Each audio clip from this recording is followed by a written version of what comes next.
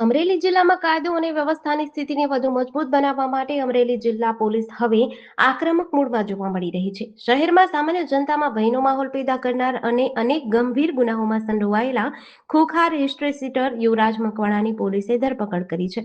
ગુનેગારોમાં પોલીસનો ખોફ અને જનતામાં સુરક્ષાનો વિશ્વાસ વધે તે હેતુથી પોલીસે આરોપીઓનું જાહેરમાં સરઘસ કાઢી તેને કાયદાનું ભાન કરાવ્યું હતું. આરોપી યુવરાજ શિવકુ મકવાણા કોઈ સામાન્ય ગુનેગાર નથી, પરંતુ તેનો ગુનાહિત ઇતિહાસ ઘણો લાંબો છે. તેના સામે અત્યાર સુધીમાં 12 જેટલા ગંભીર ગુના નોંધાયા છે. અગાઉ એક હત્યાના પ્રયાસના કેસમાં 10 વર્ષની સખત કેદની સજા ફટકારી હતી. હાલમાં તે જામીન પર જેલની બહાર હતો, તેમ છતાં તેની દાદાગીરી અને ગુનાહિત પ્રવૃત્તિઓ ચાલુ હતી. તાજેતરમાં જ એક ભોજન સમારંભ દરમિયાન તેણે છરીની અણીએ ફરિયાદીને જાનથી મારી નાખવાની ધમકી આપી હતી, જેના પગલે અમરેલી પોલીસ હરકતમાં આવી હતી. આ કેસની ગંભીરતાને જોતા ડીવાયએસપી અને એલસીબી સહિતના ઉચ્ચ પોલીસ અધિકારીઓનો કાફલો આરોપીને સાથે રાખી ઘટના સ્થળે ક્રાઇમ રિકન્સ્ટ્રક્શન કરાવ્યું હતું.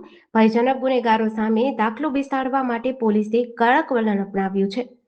ગરોડ અમૃતનગર શેરી નંબર 3 ની પાસે હનુમાનજીનું મંદિર આવેલ છે. ત્યાં જમણવારનો કાર્યક્રમ હોય, ત્યાં ફરિયાદી શ્રી ચિરાગ દીપકભાઈ રામજીભાઈ બાબરિયા અને એના મિત્રો જમવા માટે આવેલા.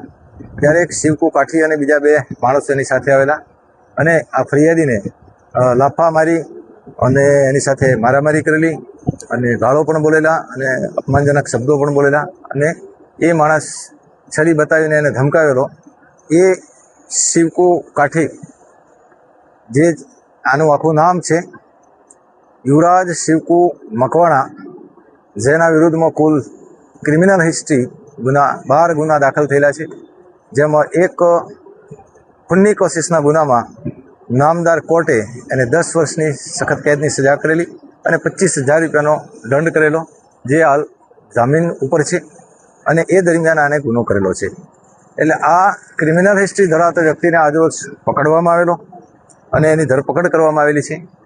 અને એની ગુનાવાળી જગ્યા બતાવવા માટે એનું એક રિકન્સ્ટ્રક્શન પંચનામું કરવામાં આવેલું, જે પંચનામામાં 2 પંચોને શરૂથી અંત સુધી સાથે રાખવામાં આવેલા અને ઈ સાક્ષ્ય એપ્લિકેશનમાં સમગ્ર પંચનામાની કાર્યવાહી કરવામાં આવેલી છે.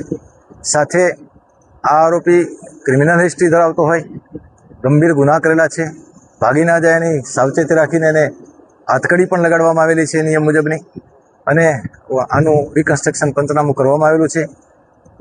આરોપીની સાથે બીજા 2 આરોપીઓ કોણ હતા અને છરી બાબતે એનો શું ખુલાસો છે, માટે આવતીકાલે નામદાર કોર્ટમાં આ આરોપીને રજૂ કરવામાં આવશે. વધુ તપાસ માટે એને પોલીસ કસ્ટડી રિમાન્ડ પણ લેવામાં આવશે.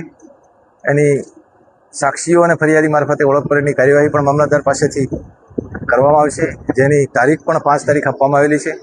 અને આ બધી કાર્યવાહી કરી અને ગુના સંબંધી પુરાવો મેળવવાનું કામ કરવામાં આવશે અને આગળની નિયમ મુજબની કાર્યવાહી કરવામાં આવશે. જેડીસી ન્યૂઝ સાથે મૌલિક દોશી, અમરેલી.